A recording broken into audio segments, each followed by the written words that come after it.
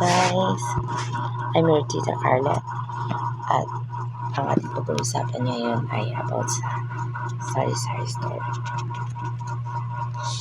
Alam niyo ba yung pagkakaroon ng sari-sari store ay hindi lamang kung gusto natin or dapat kasi tayo ng passion natin.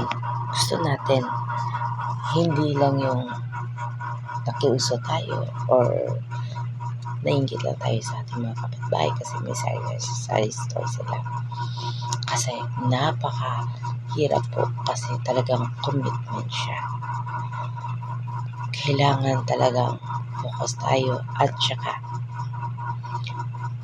talagang tayo doon, mahal natin siya, gusto natin siya, gusto natin yung ginagawa natin, hindi lang yung ngayon, bukas, sa makalawa, okay, tapos magsasawa na tayo, hindi pwede yun. Yun base lang po yun sa aking experience ha. Iba-iba tayo ng experience kasi iba-iba naman tayo ng lugar.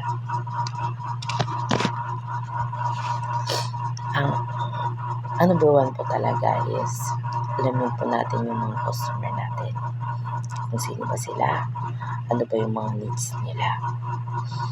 At tsaka area po natin.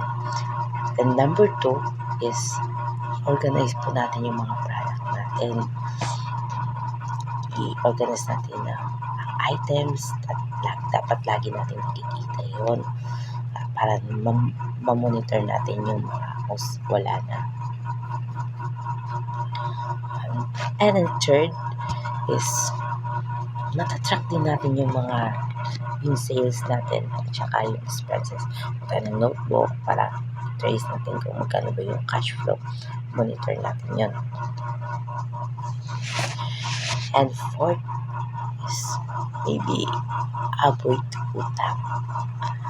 Utang na kung gusto mo talagang magpa-utang, depende din naman sa iyo. Pero talagang yun ang isa sa nakakalugi talaga ng sari-sari store. Yung utang kasi syempre, pag may puhunan yun, buti na lang kung marami kang puhunan. Diba? Pero kung magpapautang ka siguro, i-avoid mo rin yung nag-iinit lang para hindi ka naman masyadong pag sa hindi siya nakabayad. And fifth is stock bestseller. Yung bestseller natin, doon tayo mag-focus kasi doon mabilis mabenta. Para mga fast moving items natin, suka, mantika, yung mga chicherya, yung mga sukal, ganon, soft drinks, sigarilyo, yun talaga. And six is offer small discounts. Example, malapit ng ma-expire yung product or pwede mo din siyang i-bundle or kaya ilagay mo ng discount para mabilis siya mabenta ang presyo, hindi naman siya kalugian mo. Okay?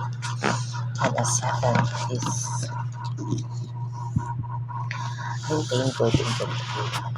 Stock regularly to avoid running out of mga popular items natin like soft drinks, sigarilyo, yung mga talaga, yung mga fast moving. Tsaka yung ma-maintain ko natin yung mga inventory natin na hindi tayo ma-running out sa mga items natin. Yun talaga. Yun ang kasi sa size talagang mamonitor mo yung mga items mo, yung mga paninda mo para hindi ka talaga mahirapan. Yun guys, yun ang share ko muna kasi inaantok pa yung lola, no? ano na tayo, nag-vlog lang tayo para naman for first and video na i-upload natin. Thank you guys. Thank you sa panonood. At saka sana magtuloy-tuloy na po yung ano natin. Please subscribe and like. Thank you po. Happy selling mga kasari.